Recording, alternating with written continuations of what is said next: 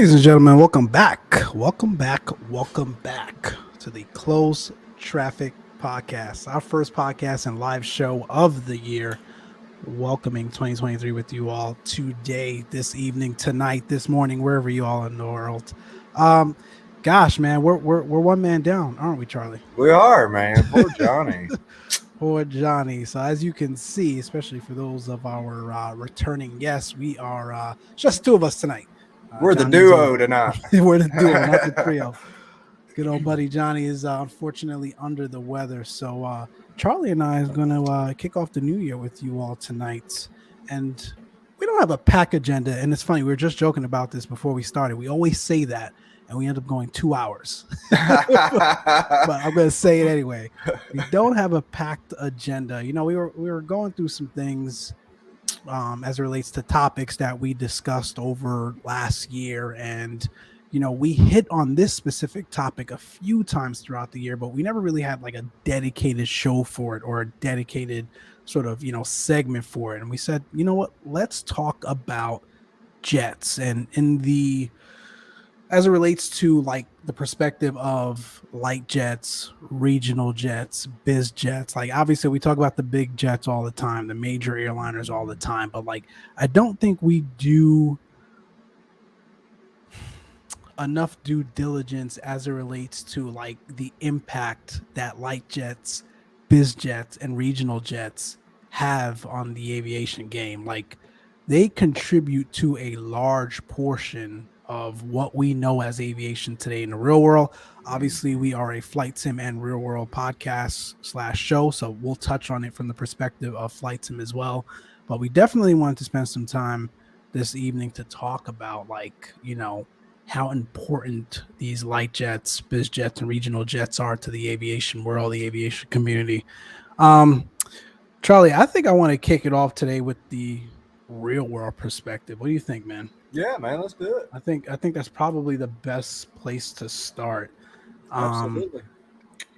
I think one of the things that, you know, you keep me honest, I think one of the things that I've noticed, you know, over recent years as it relates to, you know, some of these more in regards to, you know, light jets and biz jets is the technology that, you know, we have in them today. The overall avionics packages that we have in them today when compared to some of the older airliners out there.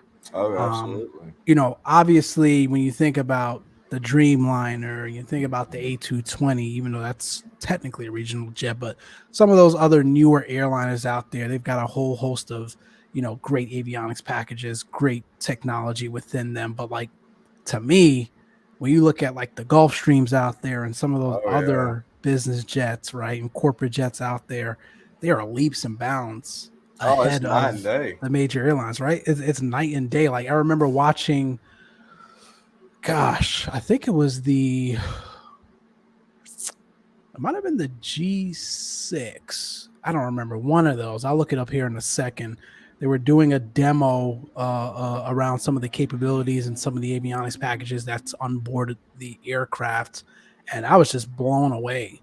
Was that the thing down in Orlando or something? I think it was. Man, I saw that. It's unreal. Let me take a look technology in that thing.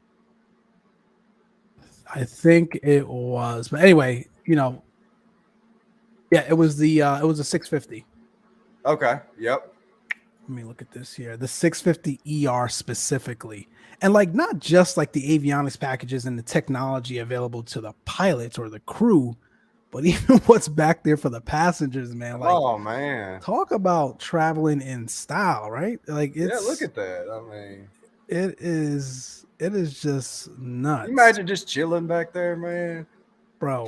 Captain up there just sitting it, taking a nap, you just hanging out. And the range, I think that's one of the other things like that catches me off guard every once in a while as well, is like the range. Holy, 7,500 miles? Exactly. I had no clue. Exactly. Like the range that these business and regional and even light jets have is remarkable. Like it is flat out insane. They are engineered so well, so efficient. As it relates to, you know, some of the other bigger aircrafts out there. Uh-huh. It is just remarkable. Let me take a look at this one here specifically. Yeah, 7,500 nautical miles. 7,500 nautical miles. 7,000 for the regular version. At Mach 0.98. Like what? Man, And that's not to getting mention a it. service ceiling of 51,000 feet. Oh, that's their max, right? And Yeah. they don't actually, some of the times when you take a look, especially if you take a look at FlightAware, being the aviation nerds that we are, most of the time they're up there in those flight levels. They're certainly cruising well above most of the major airliner traffic. Absolutely. Right. I see them a lot of times, 42, 43,000. Yeah, man. If they're light enough, they will get up there in the 5 zeros, especially on Yeah. those transatlantic Oh, heck yeah. crossings. Once they burn off some of that fuel, and if they're light enough, it just gives them flexibility around, obviously navigating some of the other air traffic that's around. Yeah. Flexibility around navigating, storms and weather that may present as an issue for most of the other airliner traffic out there. It definitely allows them to be more flexible in their route planning, their scheduling, and some of those other things as it relates to that. But let's be honest, we know who flies in these aircrafts most of the time, right? It's those corporate folks. Yeah. At the end of the day, I'm not saying any one person is more important than the other, but a lot of the times these folks need to get to the other side of the world in a couple of hours, in a hurry, in a moment's notice, right? And let's be honest, your typical airliner, the logistics around booking an airliner flight and going through the motion with that, going on right just not now. going to happen. Exactly. We're gonna get to that in a second too. Yeah. HD, what's going on, man? Love some light jets. I know HD. We know you HD? love some light jets, man. He is definitely one that is not ashamed of getting in the sim, getting on the stream, right. and sending those light jets. How you doing, HD? Appreciate you for stopping by. We'll get to some of the light jets in the from the aspect of flight sim here in a second as well. Man, back to that 650 for a second. 103,600 maximum takeoff pounds. Dude, that is nuts. Over 100,000 pounds. That's unreal. That is nuts. Man. I'd hate to know the price tag on that booger, though. I'm sure we can find out here in a second. I'm trying to see it here. Oh my goodness. Up to 13 passengers, sleeps 6 in 3 separate living areas. That thing's huge. It is huge. It's like, again, when you see them side by side with some of the other major airliners out there, like in that regard, it's not, right? Yeah. But like when you look at it from the perspective of a light business jet, oh my goodness, man, this thing is more than capable. Absolutely. More than capable. It's gorgeous in here. It is. I've never really dove into one of them, but that's pretty cool. Yeah, so I mean, and again, there are a ton of other light jets and biz jets out there for sure, but let's kind of shift gears back to the airline world for a second and talk about like where do we see the regional jet world playing out, or how do we see the regional jet world playing out, as we move forward here in time. I think I'll go first. I think we're definitely going to continue to see a lot of consolidation. I think, and I think we touched on this in our last show as well. If I'm not mistaken, there was some shakeup between American and was it SkyWest? I'm sorry, or American Eagle? I've slept since then. I think there was SkyWest. It might have been. But like here's a sample breakdown of what's out there today. So obviously we know from a regional jet standpoint, your core, like you've got the CRJ 200, 700, 900 for the most part. You've got the 135, the Embraers, right? The Yeah. 135s, the 145s, the 170, the 175, and then you've got a few, at least in the domestic front, a few 190s and 195s. I know JetBlue, if I'm not mistaken, flies the 195, but technically they're not a regional airline and haven't been for quite some time. But from a regional standpoint, right, those are your like 6 core aircrafts along those fleets. Would you believe, like, let me pose it as a question first. Who do you think, right? So out of American Eagle, Delta Connection, United Express, SkyWest, who do you think has the most regional jets? Who has the biggest fleet size in regional jets? Give me your best guess. I would almost say probably SkyWest because they got a bunch. Close. Really? Yeah, it's American Eagle. Really? American Eagle. Second is SkyWest. Huh, Second that's is SkyWest. interesting. Yeah. But like they've got a Is it a ton huge of gap or? no, it's not that much different. I think their fleet size is 205 for Eagle, and then SkyWest. It looks like, I'm trying to add up the numbers here. Give me a second. It looks like about 185. If I did Also, that they're math close. correctly. Yeah, they're pretty close. They're close. So it's not a huge gap, but in regards to like where we see sort of the regional market going, and by any means am I a analyst in the aviation world, but just reading some of the articles that are out there and talking to some of the folks that are actively in the industry, and this segment specifically of the industry, I think they see that as well. Like, I think we're going to continue to see some consolidation.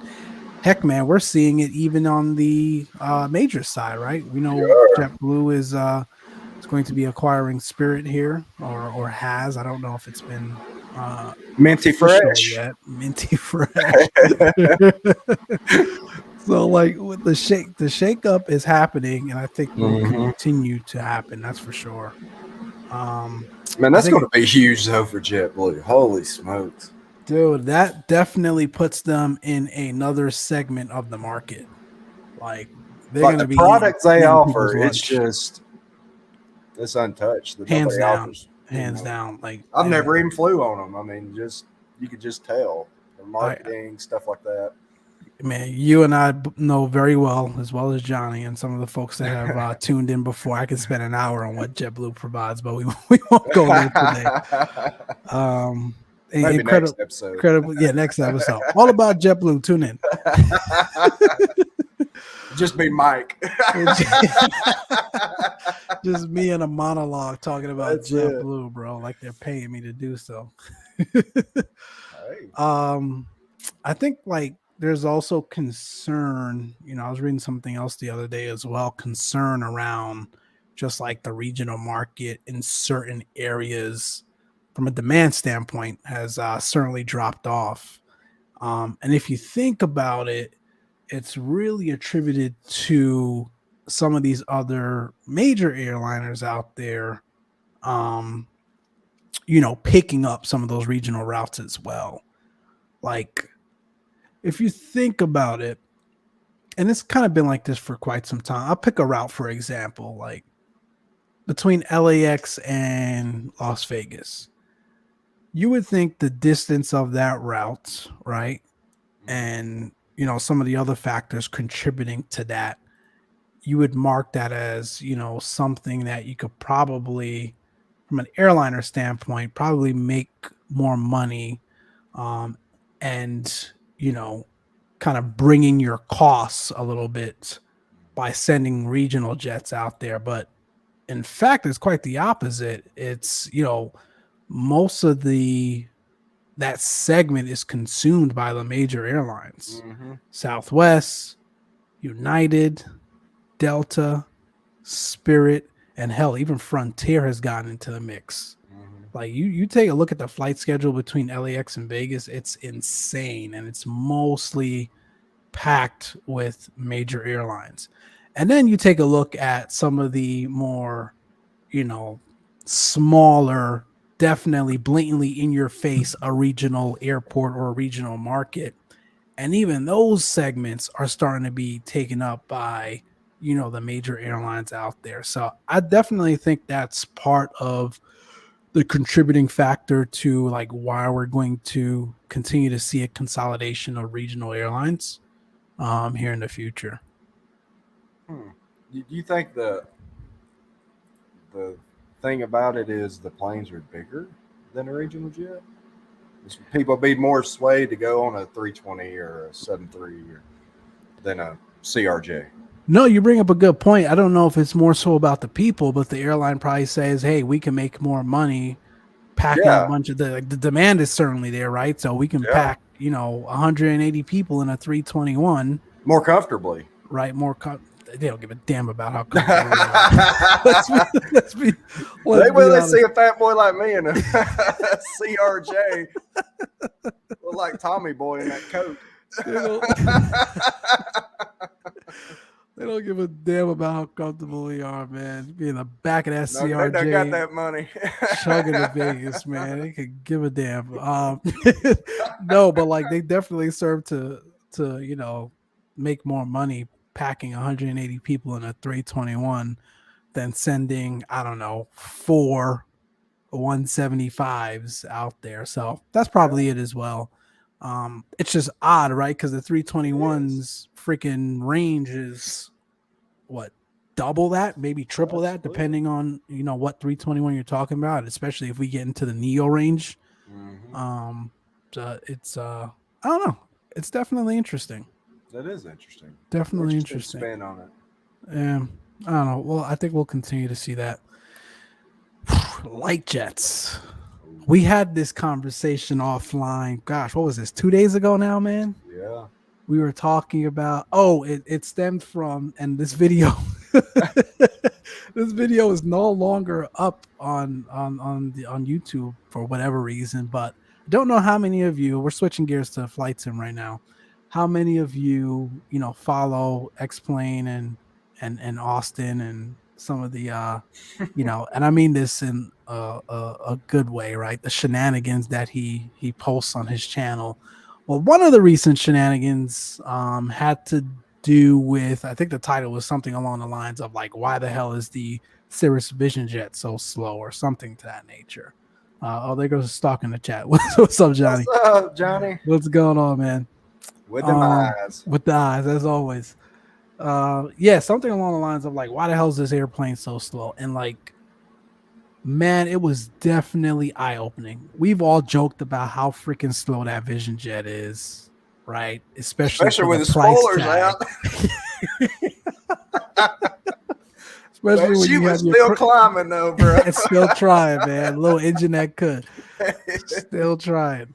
Oh, But like we've you know we've flown in, we know how slow the thing is. It's like it's not a surprise to the world. Like you understand it and you know that, but like the surprising thing is the why.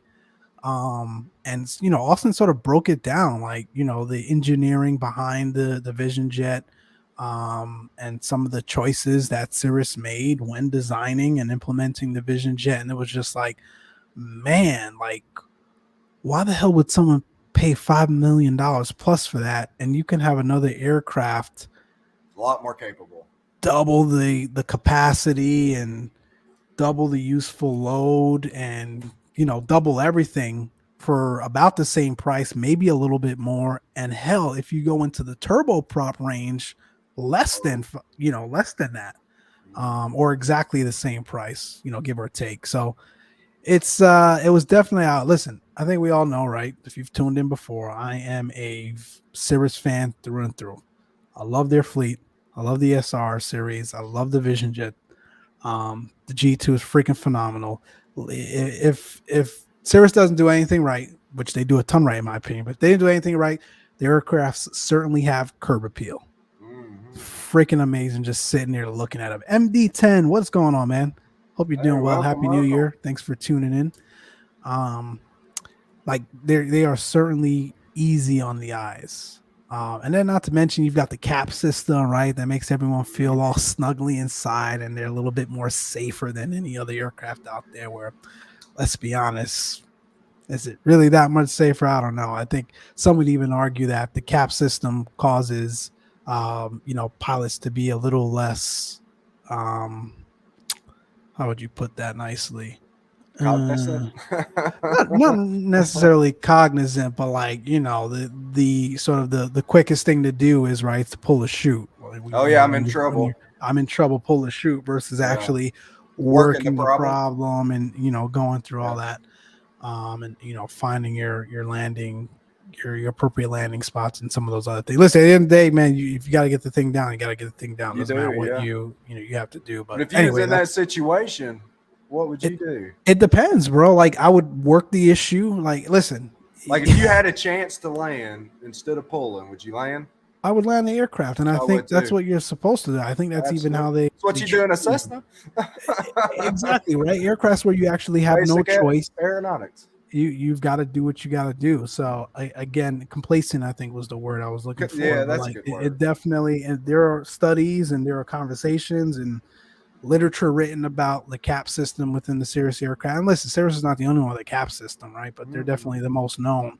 How the cap system makes pilots a little bit more complacent as it relates to, flying the aircraft in emergency situations. But anyway, I digress. Coming back to why we brought up Cirrus to begin with, and the conversation we had offline a couple of days ago was like, you had $5 million to spend. Would you go and buy that G2, Charlie? No, I wouldn't.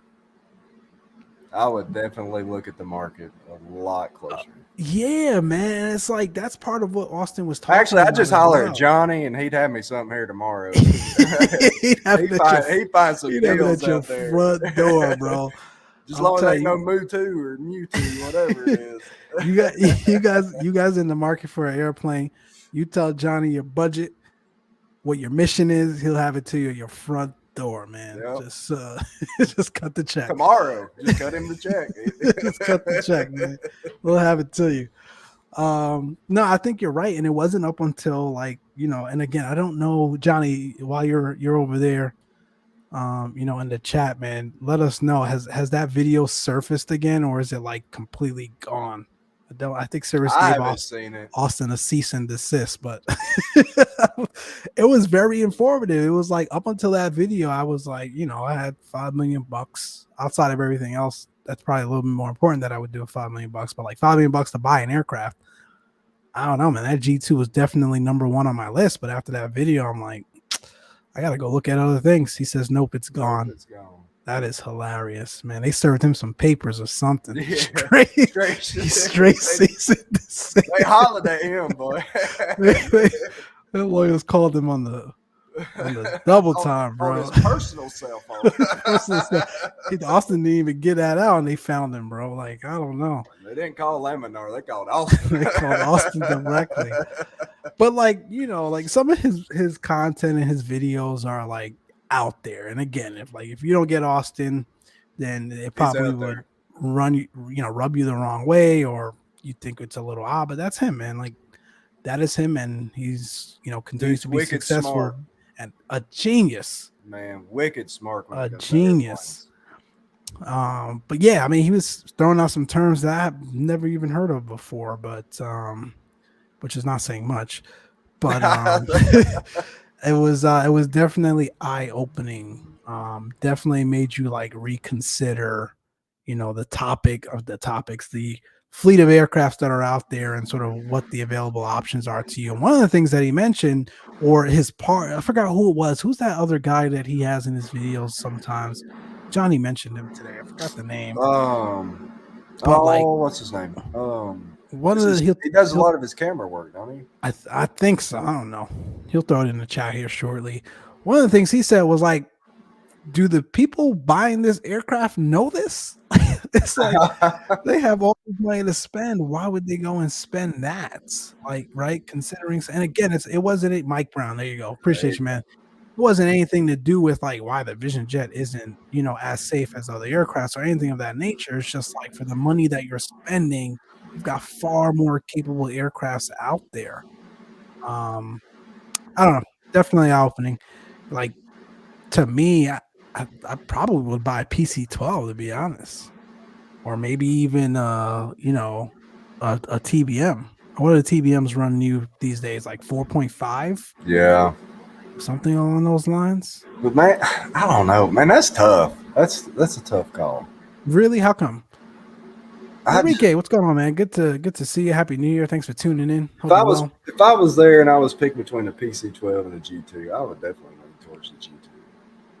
All right, let's do some quick research. So But I let's love figure a out what TBM too.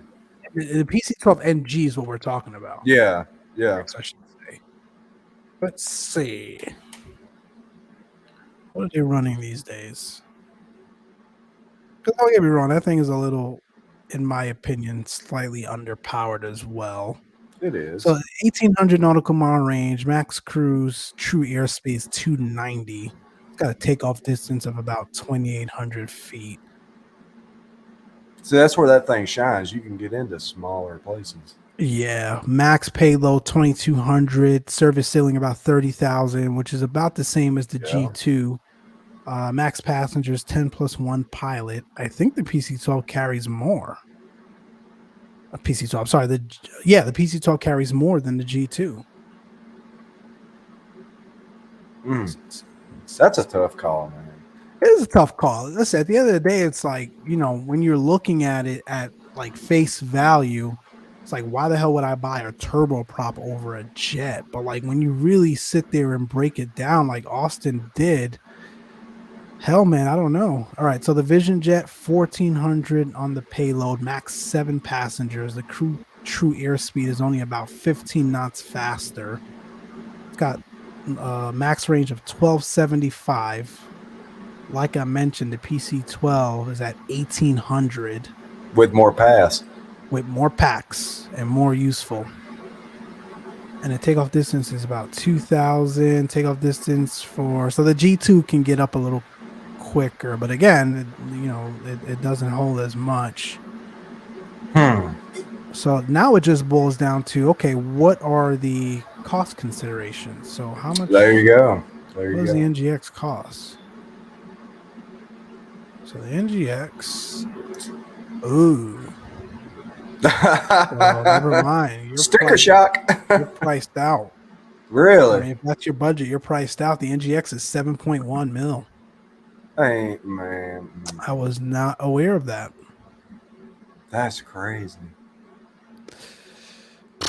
So for a little less on the capability standpoint and about a $2 million cost savings, the G2 is probably the way to go. But again, like Johnny mentions all the time, at the end of the day, it's about what your mission is, right? Absolutely. I think, I don't know, like there probably is a little bit more, they always say like the Vision Jet is probably like the next step up after the SR, right? The SR-22.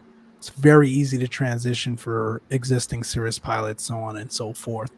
I think for the purposes of like, leisure and family vacation and some of those other things, the Vision Jet is probably more aligned with that mission, whereas the PC-12, you've got a lot of folks that actually use that for commercial use. Yeah. Folks like Boutique and some of those other smaller outfits out there. So it's probably on par with what the missions are. Yeah, man, I didn't mean to derail us. It was definitely eye-opening. No, that's interesting. We've been talking about light jets and biz jets, and we saw that video from Austin this week, despite the fact that it's no longer there. And it really had me doing some thinking. What about the Honda Jet? Let's see. That's about on par with the Vision Jet, right? In terms of pricing. I can't remember what that thing went for. It is about 5.4. I was about to say, on par. I thought it was closer to 6, but yeah. What about? Heck, if it works for Maverick, man, I'm game. Tom Cruise. It works with Tom Cruise. I can do it. I'm with it. So yeah, here's what Cirrus is gonna sell you on though, because it looks like I'm trying to find some of the useful load information, some of the other stuff. 6 occupants, 420 knot, true airspeed. Yeah, right. Yeah, one No way. pilot, minimal fuel, Hell no. 200 knot Uh, tailwind. exactly. Unless that one of the sim is just significantly underpowered, which I doubt. I'd say Um, it's fairly close. I mean, it looks like the S model starts at about 3. So I don't know. So I don't know. It looks like capability wise, in terms of performance and useful load and some of the other stuff, it's pretty much on par with the Vision Jet. Here's what Cirrus is going to sell you on, though: the fact that they've got one engine, right? So less Yeah, maintenance, less but fuel costs. what happens when that thing flames out? That's why they gave you the cap system. That's it. At least the Honda Jet, you got something over there that might work. Lawnmower engine, but it might work. 2 engines is better than 1. Not really, man. You know, you lower your maintenance costs, you lower your fuel costs, especially with rising fuel. And all else fails, we got your cap system. The Honda Jet doesn't have that. So I don't know, guys. Like, you know, we're half kidding here. At the end of the day, I think it just depends on the mission. I think I won't ever have to worry about making exactly. So it don't matter. Exactly, man. Buy me a Cessna 150 for about 40 grand. I'm still here trying to figure out how to buy a Cessna, man. It's definitely not a problem for us right now. I just think it's interesting, man. Like the capabilities out there and the, you know, absolutely, there are endless, you know, choices out there as it relates to like fitting the mission, fitting the profile, understanding exactly what you want, what you need, what you want to get out of it. It's there. So appreciate you guys for tuning in this evening. We are on with you know, our good buddy Charlie here and Mike. Our good friend Johnny is in the chat. Say hello to him, but is recovering there. He's a little bit under the weather, but definitely wanted to kick the year off with you all. Say hello, see how you guys were doing. In a conversation right now about just overall jets, man. Like, you know, again, not in the perspective of some of the bigger airliners and bigger jets out there that we tend to talk about all the time, but really honing in on, you know, those other smaller, lighter jets out there that really make up a large subset of the aviation community. So we've talked about it here for the last 30 minutes in the perspective of like the real world, you know, light jets, regional jets, biz jets, etc. Let's take it to flight sim for a minute. What do you think, Charlie? Let's go.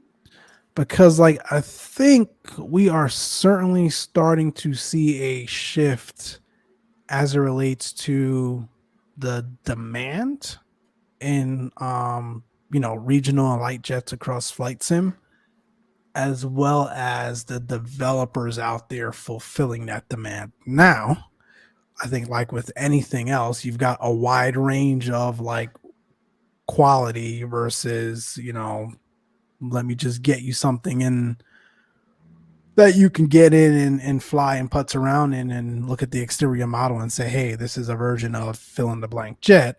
So, you know, and again, that's with everything we've seen across flight sim. So without spending too much time into that, let's definitely hit on some of the ones that are out there now and the things that are on the roadmap for some of these developers out there across the sim platforms. We've talked about like the Vision Jet and the Honda Jet at length, I think. We talked about it last time. We've touched on it a little bit here. Obviously, as you all know, Flight Effects makes a great rendition of both of those aircrafts for the models. Microsoft 2020 platform. Just really, really phenomenal models. I think, yeah, the Honda Jet was recently updated, right? We know that.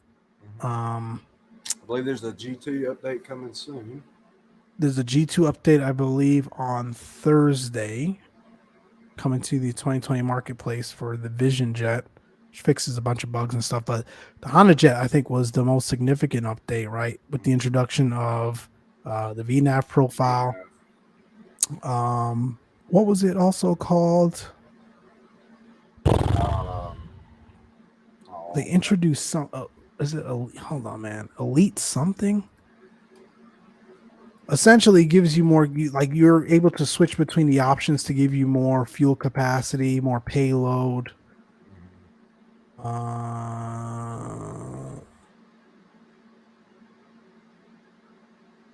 let me see. And I I mean, don't. they're going to keep getting better when Microsoft, or Ahsoka Yeah, I don't remember puts what the in that terminology avionics was. update. Yeah, again, the primary sort of, yep, the E2. There you go. Thank you, Enrique. E2. There Yes, you go. thank you. The E2, with the introduction of E2, the better auto throttle, VNAV profile, a Yes. bunch of different things that they did. Enrique says regional airplanes are very popular here in the Bahamas. Oh, for sure, man. I can imagine, again, you know, outside of the US, there is certainly a heavy market and a heavy need for regional airplanes and even biz jets and light jets. Like again, I think we, like, as a community and as aviation enthusiasts, we sleep on them a little bit, right? Hmm. Because they're not the 737s and the Airbuses and the, the Dreamliners and the, the 747s, although they're not making those anymore, of the world. So I think we sleep on sort of the regional jets and the biz jets and the light jets. And to me, man, like they're flat out incredible and definitely needed across the aviation industry in general. They definitely is a demand for them. Just depends on where you are.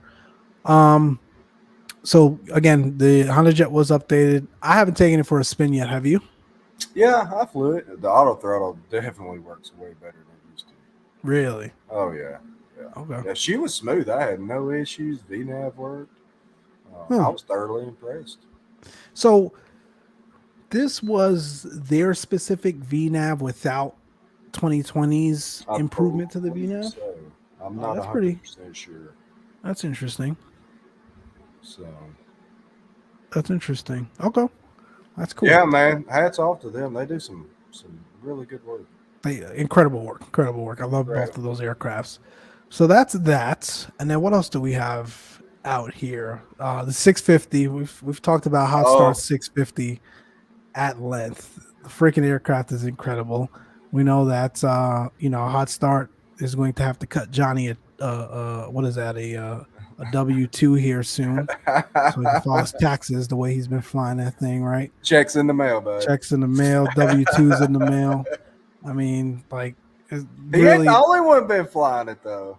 We gonna let the cat out of the bag or what? And I've been flying it, so I've been trying to fly Ah, it. I think that's the better term for it. Like, me and I'm Johnny got our Christmas wish. Mike finally I'm put the working. X-Plane 12 on.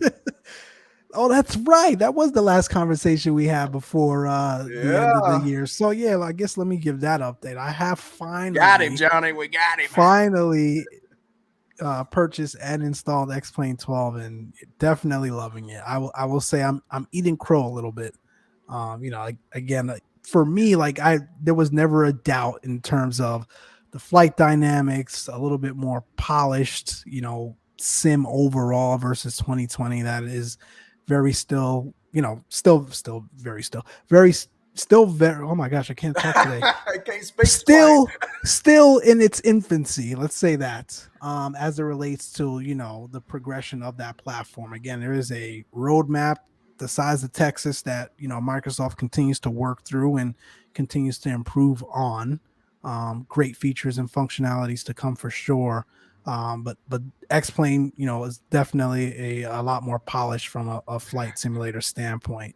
However, I always thought, when you take a step back and look at the overall, like, what is good on the eyes, right, in terms of actually going out there, especially in the realm of GA flying. 2020 always had you beat, but X-Plane has stepped up, man.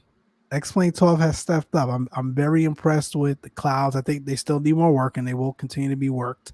The overall live weather works pretty well. I haven't had an issue with it at all. It's been spot on.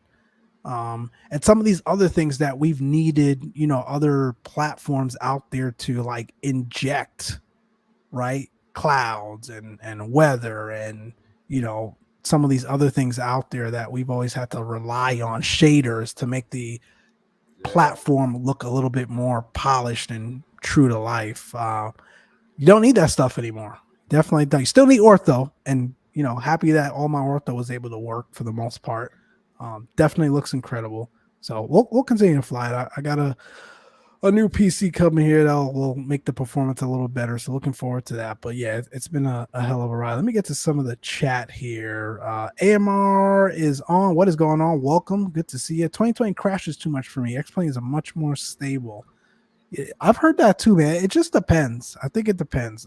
Well, and that's like you've had the reverse though. Exactly. You've had the reverse. X-Plane's been way harder on your PC than 2020. Way harder, and I've got mine. I've never have a problem in that 650 like you do. See, and 2020's never had an issue with, and, and you have issues all the time in 2020. It's the weirdest thing. It's the weirdest thing. Like again, I think, gosh, my graphics card is 5 years old now. I've got a 1080 Ti. i7 8700K CPU, right? Not the best thing in the world, but certainly not a slouch either. And it runs 2020 on high settings just well, but I can't get X-Plane 12 to run above 30 frames when I'm lucky. I think if I'm lucky, I max out at about 30 frames. So I don't know. That's Welcome back, Mike. I see you. Yeah, HD, man. I'm 4K streams coming soon. I'm trying to put that out there, man. Telling lies. Spreading propaganda. Where was exactly it I was coming in that I really had a problem with X-Plane? Oh, it was Atlanta. Yeah, when I landed in Atlanta in was it the Tolus? Are you running the Nimbus Atlanta Siri airport? No, I'm bone stock. The only thing I have in my is just the V States. It's V States now and the aircraft. Maybe it was a Zebo. Did I plant the Zebo?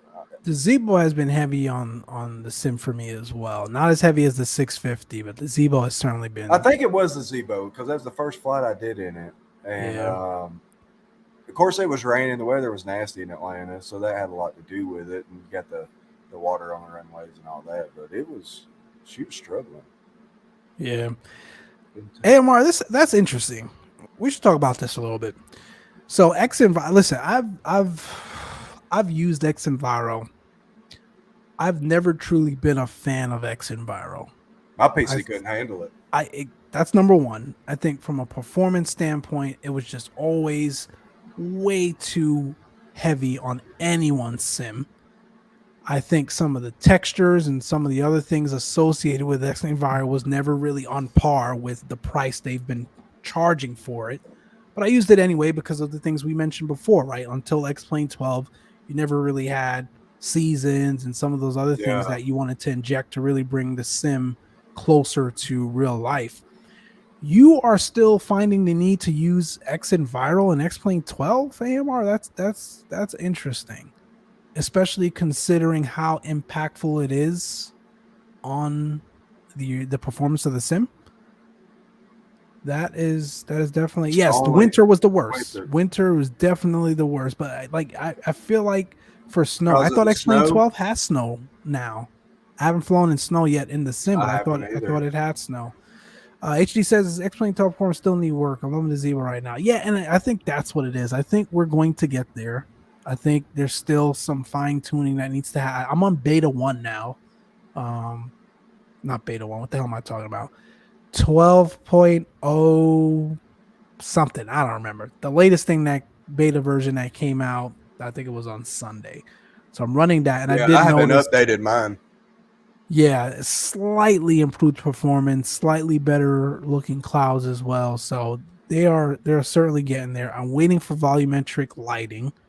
I think that is certainly going to push the needle a little bit. I'm told it is available and you can enable it via data refs, but I think it still needs some tweaking. Yeah, I'm not getting in all that. Charlie's like, nope. I can build anything, but I'm plug and play when it comes to simming. Oh my gosh.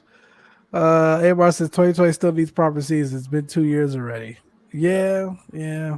I don't know. I thought I've seen like I tell you what, 2020 fall needs is type some weather and daggum some of that stuff. taxiway work. It, That like yeah, drives me. there are That bigger kills fishes it to for fry me. for sure. Like the taxiway work, the night God. lighting on some of these default airports are atrocious. Get rid of them Like, ugly planes. Come on, man. Yeah, those default looking ridiculous planes, those have to go. Like, yeah, there's a lot of cleaning. There's a lot of cleanup work that needs to happen within that sim, and that's why I say like X-Plane is definitely far more polished from a sim platform standpoint. Love the SR-22 by the way in that plane. Like, Oh, I haven't flew it. Have you flew it? oh, it's nice. Take it Is for a it? spin. Take it Of for a course, I spin. might Yeah, go get it. of course, man. I might as well have Cirrus That's the stamped on first my thing he forehead, fired dude. Are you up. kidding me? That's the first. I think that's the first thing they put you in when you fire up the sim, if I'm not Oh, I just mistaken. hit the. My man Charlie said, "Skip." Give me that Tolus. Let's go. Gonna start my stream. All right, man. Take care, HD. Have a good stream, man. See you, Bob. Have you tried the new World Traffic I have version? not. No, I don't mess with World Traffic. I am using what the hell is this thing called? I'm using FSLTL Traffic Injector. That thing is awesome. I wish more sim platforms had that. So that is essentially right. You can inject traffic models into the sim. So use it for VATSIM. I fly on VATSIM all the time. Or if you just don't want to fly on VATSIM, you can use it just to inject more, realistic traffic and models into the sim itself. So that's what I'm using. Got rid of Traffic Global, use World Traffic now. Yeah, there's so many of those platforms Such out a there as it relates. bunch. Like I can't even keep up, but I found one that I'm able to adjust on the fly at any time. I could, increase or limit the number of traffic I have in the sim, turn it completely off when I'm on VATSIM. So I think that right now suits my needs. But yeah, man. So that was my little quick update. I'm back in X-Plane. Huge fan. X-Plane 12 is definitely awesome. I posted Traffic Injector. I tried 2020, killed my performance. Mine See, too, and I really, installed it. Oh my gosh! I haven't had any Load up issues. Atlanta. What do you guys have it set to? I've got it very moderate. Like I think like it's set to like 5 on some of the traffic. Static traffic is set to like 2 or 3. I don't have it maxed out. I think that's what I had it at. So that's funny, man. Like, but a lot of mine's my graphics card. I mean, it's just. Yeah, but you have no issue with X-Plane. That's true. And I do. And you do. So it's the world's mystery when it comes to flight sim, man. Like, it is. I don't think no other genre of like. You got Johnny never has a lick of problems. John, I don't know, man. He's got something going on with that PC that he's got that Maybe thing well tuned. I think it's heavy on the CPU. Yeah. What's that? The traffic thing? Traffic, yeah. Okay. Maybe that's why I don't have an issue. But you know what? I haven't tried it with DirectX 12. And then remember, when's the last time you guys tried it? Because they've had several updates. It's been a while. Throw it in again. Hell, is it free? I don't remember. Yeah, it's free. It is free. Yeah, throw it in again. It's a quick install. You don't even have to run it. Turn it off when you want. I think it's pretty cool. No, I loved it. It killed my performance. That's why I just I'll stick with the ugly planes. Been a minute. I know, man. Yeah, I've been in X-Plane. Again, I'm waiting for the PC to get here, man. We'll fire X-Plane 12 back up. I think tomorrow we'll definitely get a Honda Jet try. We'll see. Speaking of hot start, so one of the other news that I don't know if it broke this week. I think folks kind of knew before, but I found out. I think we found out this week. They are making an A220. It's coming. Yeah, we need some sound effects in this damn place. We do. We need to. I was trying to make a little clap or something. Yeah, we gotta get a stream deck. Hold on, I might have something here. There. What the hell is this? I don't know what that is. No, that ain't gonna work. That ain't gonna work. Oh. A220. Introducing the A220. My hot start. No, let me stop, man. That was. Oh Lord, Max went rogue. What you drinking tonight? Well, I don't see drinking water, man. I haven't poured my whiskey yet. It's coming though. No, like I listen. Anything Hot Star touches is Oh. Johnny says stop. Like I know. Oh, Oh, DJ. DJ. Man, if that's how I Uh, DJ, they throw me out of every event, dude. man, Are you kidding me? you wouldn't And be getting no gigs, bro. tell me to never come back. Oh Uh, man, oh DJ man. Mike, what they call him? Oh Um, goodness. I forgot my train of thought. Oh yeah, Oh, 220. 220. Hot start. No timing yet. I think, definitely something we probably won't see until mid 2024 at the earliest. If I was a yeah. betting man. But like we know they're gonna come correct, right? I mean, look at what the hell they did to that 650 and the TBM Can you and imagine the 220?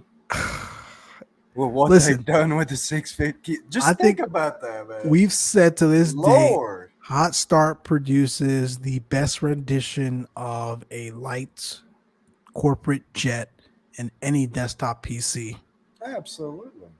bar none. Man, heck, you'll be I able to think change the oil and the turbines on that 220. I think this is where we're going to say Hot Start has the best airliner, bar none, on a desktop PC in all of Flight Sim.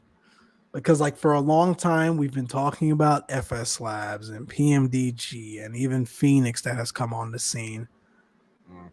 And that 220 won't be a 737 or the other Airbus series that are out there, thankfully, because we do need something else. But I think we're going to be able to say that is going to be the best rendition of a airliner on a desktop PC to date. Like I can't even begin to imagine what the hell they're going to do with that thing. It's going to be incredible. Man, it's going to be insane. I'm It here to tell you. is going to be incredible. It's for X-Plane 12, right? Is that what they said? I believe so. But yeah. It's going to be incredible. And I'm sure they'll keep us up to date. Because there's already one being developed for 2020. Who was that? I'm looking here. They were part of Fly-by-Wire, weren't they? Is it? I just remember seeing 220X or something in the Fly-by-Wire stuff. No, who the hell is that? No, no, it's not there. Let me look at this. Let me do some Googling.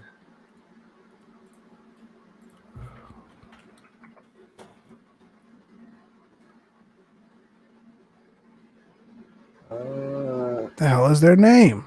Synaptic Simulation. Yeah, there we go. Synaptic Simulation. When is this supposed to come out? Huh. I don't know. Let's talk about some of these regional. The last thing I see was from April 29th of last year. Yeah. Under news. And even before that, the last thing was like December 1st, 2021. So who the hell knows? Let's talk about some of these regional jets for a minute for 2020. So we also know Flight Sim Studio is releasing their E-Jet series. Now, if I'm not mistaken, it's been in collaboration with Aerosoft and our friends over at X-Crafts. I think there is a early access product being deployed or releasing for availability. Gosh, next week on the 10th. First of all, how do you feel about providing access to products that aren't really yet complete? And we're not talking about necessarily like, this is the initial beta or some of these other things where like you're under an NDA or it's just a closed off group of folks that kind of work through this. This is actually them saying, hey, we're putting this aircraft out there. Be advised, it's not quite complete yet. We're still going to take your money, but I understand what you're signing up for. Like that has never really sat well with me. Now, at the end of the day, no one's forcing you to buy the thing, right? No. But No. I don't know, that model has never really sat well with me. And then not only that, like some of the things that I'm reading in here about it are are not even going to be released anytime soon. So for example, VNAV. Yeah. I mean, can you fly a jet Wow. without VNAV? Absolutely. Absolutely. Don't get me wrong.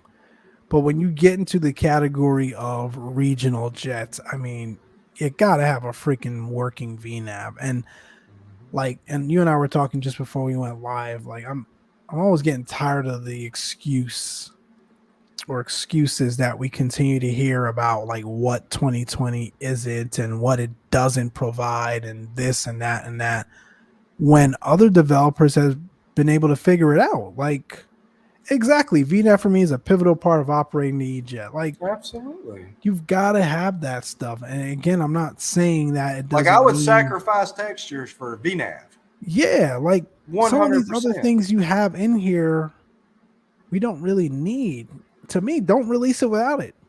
If you can't get it figured out or worked out, and maybe that's why Synaptic, or whoever they are, hadn't, released it yet, or hasn't come on to provide an update in a while. Maybe it's VNAV is the issue, or some of these other things that this EJet is not going to provide. Like that's a core component of an airliner, bar none. And I know it's a regional aircraft, but most of the folks flying this thing are going to be flying it under airliner colors. So Absolutely. I don't know.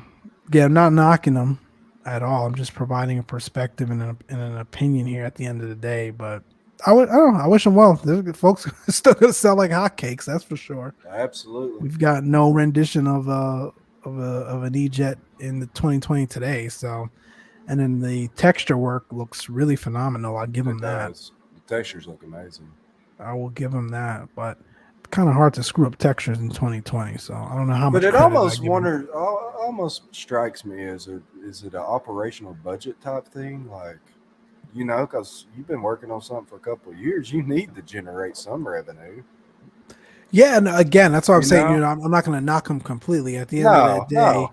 if they know folks are out there, wanting the jet, and it's time to start collecting a return on your investment, or at least the damn thing, that's fine. I'm just, my perspective as an aviation enthusiast and as a flight simmer, that have flown some of the more complex platforms out there, it's like going backwards to me. So, Yeah, no, I 100% with but you. It's like the MD-11 with TFDI, yeah, yeah. which I copped that, so I can't say that. I just No, it's, I just wanted that no, number, man. I wanted that special number. it's But all right, there's a lot of man. people tore up about that one too.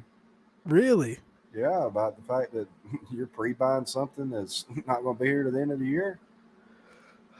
Yeah, I don't So know. I mean, like when you put it in the perspective of other industries and other products out there in the world, it's done all the time, right? Like hmm you can pre-order the freaking iPhone before it releases, and all the other things that are out there. But I don't know.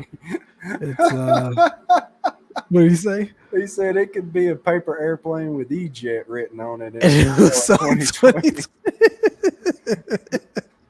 It At least would. you'll have been. That's exactly right. You know It that really. MD-11 is going to come correct. Yeah, I'm not worried about TFTI. I ain't either. Those guys and gals, and everyone I else got on done that team forgot kill what it. number I was, like 570 something. Damn, are you 577? Something like that. 500 and something was my number. Are those random numbers, or is that like No, sequential? well, the pre-release TFDI did. They sold 1,000 collector's editions of the MD-11. That was And they it. and they're all sold out. Of the collectors, and then you could pre-buy the other versions. Whew, So, like, I was 573 or so. I have to look it up in the Discord. But man. but what that also gave you was like a couple extra channels in their Discord. Like if they have an update, they'll throw it in there first before they release it out. But yeah, it's pretty cool. I mean, Make your money, man. I'll that's never knock anyone for nah, figuring out ways to make money, especially in this economy. But that's true, man. You remember back in it, like Johnny says, folks pre-order stuff all the time, yeah, it's like Call of Duty back when GameStop was GameStop, you know. But here's the thing: midnight releases. I remember standing online for a lot of those. Man, I did that one time. I'm like, heck no. Especially it was a Friday night. Shoot, can't tell me anything. Like Black Ops, Call of Duty Black Ops or something. Hell, I used to work at a grocery store that was like 100 yards from the GameStop. So if I had like an overnight shift or something, or a late shift, I should say, right after that we go right on the other side of the parking lot. That's crazy. To go stand in that line and pre-buy some games. But anyway, I digress. I think though the difference with that is like, you're getting you're physically getting a product, or they're gonna come correct. Even if in this day and age you're gonna download it still, but it's Call of Duty, right? Yeah. Or it's Apple, like you're not getting something that's not quite finished or broken or whatever it is. This is a little bit different for me, man. It's a little bit different for me. If PMDG had a pre-buy thing, again, they're a little bit more known. They're going to come correct, although they have their own sets of issues that we talk about every now and again. Some of those other, experienced and, developers that have been in the game for quite some time is a little bit different. Yeah. I don't know that I'll be pre-buying anything from Flight Sim Studio. Again, it's not a knock on them personally, although I heard they were taking shots at some of the other developers out there. But oh really? Yeah, man. There was some heated conversations on the forums today about them. I think in their video or whatever it was, one of their developers was showcasing things and like taking shots at some of the other developers out there. Underhand crap. That's not good though. It's stupid. It makes no sense. Anyways, small niche community. It's you don't do stuff like that. Anyways, what I am excited about is the Jets coming to X-Plane 12. I think X-Plane 11 too, right? For X-Crafts. Yep. So X-Plane ERJ is now available. I forgot they made their X-Plane 11 versions compatible with 12. I may mess with those in a bit. I thought about it. I've never. Oh, you don't have them? Oh, I would just wait then. That's kind of what I was going to do, and I was like, well, just get the 11. Yeah, I would just wait, but it's coming, man. They're making great progress. It looks incredible. Yeah. Again, definitely one that I know is going to come correct. And if they had a pre-buy, I may consider doing that. Yeah. Because you know what you're going to get from these folks. They've been in the game for a while. They've proven themselves. They have a great track record. Their E-Jet series across their other X-Plane versions are pretty are really great, to be honest. So I'm waiting for those. Yeah. I'm waiting for those. I'm definitely going to be good as well. That's definitely going to be good. Yep, Slander Fest on their stream. Yeah, I heard about that. They were streaming and slandering folks left and right. It was ridiculous. And I ain't even gonna say it. Oh my gosh. Listen, man, we're at the hour marker. That's crazy. Already? Freaking ridiculous. Every time. Every time. Like, hey, we don't have to go too long. We're going to come on and touch on a few topics and jump off this thing an hour and 4 minutes later.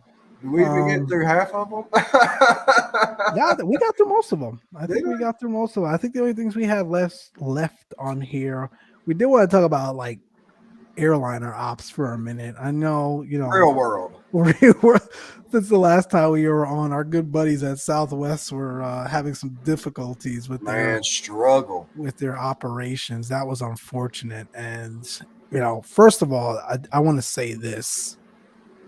For those of you that follow Big Earn on his socials, man, what a guy! What a guy! He came on almost as if he was president and CEO of Southwest. Man, apologized to his Patreons, to his customers, to the folks out here that follow him across his socials. I mean, even the employees that had to deal with it. Yeah, man, Like, rolled I'm up his sorry to hear sleeves and got out there and was helping, to contribute towards finding a solution. That's what I want to highlight. I don't want to highlight the issue Southwest had. I think no. those across the industry know about it, and maybe those of you listening were even impacted by it personally. It was unfortunate. It was during the holidays. It sucked. Um, but it was what it was. What I want to highlight is like the folks over at Southwest, including Big Earn, that actually rolled up their sleeves as Dug in. employees and dug in to help figure this out and get folks to where they needed to go. Like that is, at the end of the day, like there are lots of folks out there, who go in and punch a clock and go home. Like that's the extent of their job. And again, there's nothing wrong with that. Listen, there are roles and there are positions and there are different things for different folks within the organization. And as long as you're doing your job, you're doing your job, and I don't think that's an issue. But then there are others that stand out and actually take things to the next level. And I had to shout it out because obviously Big Earn's a fan of the podcast, fan of the show. We've had him on here last year, so I definitely wanted to take some time to highlight that, to shout out Big Earn for all that he did through that, that unfortunate situation operational wise with Southwest and some of his colleagues and partners out there that rolled up your sleeves to help see this through. I think they're out of it for the most part. There's some things from a technology standpoint that they need to work on and have committed to improve so that something like this doesn't happen again in the future. But they are You they're can't getting fix there. something They're getting until it there. breaks. Yeah. I think the concern too, and again, won't get too much into the negative press around it, but the concern is, if you read some of the articles, like folks within the organization, especially at the operations and the operations leadership level, have been highlighting this as a potential issue for years now. And it's reared its ugly head before, but I think this is the worst that they've actually seen it. And I think that's sort of why, like, there's a lot of negative. Obviously, the situation itself is going to create negative press and negative feelings towards the company itself. But Not to mention loss of revenue. yeah, that's the other part. Shoo. But listen, at the end of the day, they've committed to fixing the issue, and sure it doesn't happen again. Like when you think when you think about like how complex it is to run an airline, like I wouldn't even know where to begin. Like I you think wouldn't about either. all the crew and equipment from airplanes to tugs and everything else that goes into that stuff that you have to keep track of and you know move around across the country and Hotels. I mean, hotels and all those other things that go into the operations of running an airline. Like it's no wonder that it doesn't happen more frequently, to be honest. absolutely. Like flat out incredible. Yeah, I think that's the only thing I wanted to touch on as it related to that. Shout out to Big Earn, shout out to the folks there over at Southwest. And then last but not least, I wanted to plug Flight Sim Expo. So Flight Sim Expo is back in person this year. Be here before we And know it, too. Holy yeah, man, smokes. June will be here before you know it. Houston, Texas, in June, and I was supposed to be putting up these banners throughout the show and completely forgot. June 23rd through the 25th at the Lone Star Flight Museum. There's a unique aspect to this year's Flight Sim, in that they're going to have it in two different locations. So Friday will be the actual initial events over at the Doubletree at the Houston Hobby. So that'll cover like the seminars and the product reveals. And then to get some of the experience as it relates to the hands on exhibit and even some demo flights that they're going to be doing this year. That will be over at the Lone Star Flight Museum on Saturday the 24th and Sunday the 25th. So registration is now open. You can find all the information over on our Close Traffic Podcast website. And then at the very top, we have a link to FS Expo 2023. We are certainly planning to be there. We can't wait to interact and and meet some of you in person. Johnny says, "Buy all Boeings." There was some talk a few years ago about Southwest looking at Airbuses, but I don't know what happened to that. Those fell through. It would be weird to see Southwest and Airbus colors. Southwest and Airbus colors. Man, that would be awkward. That would be weird as hell, man. Like seeing JetBlue in a 737. Yeah, exactly. Like those two wouldn't look right. Or Spirit in a 737. No. I think out of all the other ones, you can get accustomed to that, though. Although you wouldn't see that anymore because, again, JetBlue bought them. But I think it would be really, really weird to see that. Man. It'd be extremely weird. Anyway, definitely want to see you guys over. Check in Houston in June for FS Expo. Registration is now open. Go on and take a look.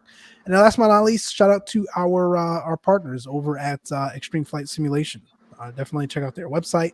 Links to their website is over on our website as well. Extreme Flight Simulation is a in-person, hands-on experience as it relates to flight simulation. Try your hand over at flying a 737. I think they've got a couple of fighter jets in there as well. They've got some VR experiences there as well. A couple of other things. They're located in Chicago, so if you're ever in the area or nearby, definitely go and check them out. And I believe they will be at Flight Sim Expo as well, so definitely check them out over there. Man, I think that is a show, bud. What do you think? I think that is a show. Definitely want to thank each and every one of you for tuning in. Kicking off the year with us. Hope you guys have been well. Charlie's been sick too, by the way. He mustered up and struggle bus his way to be on the show today. So I appreciate him for not letting me do this by myself. But all is well. Wishing Johnny a speedy recovery on his side as well. Man, anything you want to say? Any parting words from you? I'm good. Awesome. Regional Jets, yuck. Sorry, so late. What's going on, man? Our good buddy over at I don't want to say his airline, but you guys know who he flies for. Our good buddy Rob. What's going on, man? What is going on? If you guys missed our last show, man, Rob was live from the flight deck. In the middle of his turn, he came on the show live from the flight deck. Put a twinkle in everybody's eye. Put a twinkle in everyone's eye, literally. That was awesome. And spent a couple minutes with us on the last show, man. So again, we appreciate you for that. Hope your year's off to a great start. Hope flying's been well for you. Hope they're not working you too hard over there. And we appreciate your support as always. Man, that's gonna do it for us. I think until next time, you all continue to be safe out there. Check us out on the closetrafficpodcast.com. We'll have links to all of our socials and ways for you all to connect with us offline. Until next time, keep the blue side up. We'll see you. See y'all.